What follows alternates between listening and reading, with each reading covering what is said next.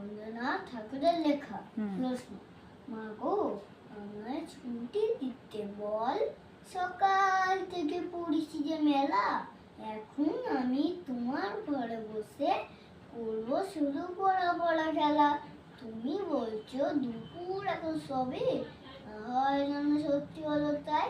একদিন কি দুপুর বেলা বলে এলো মনে হতে নাই।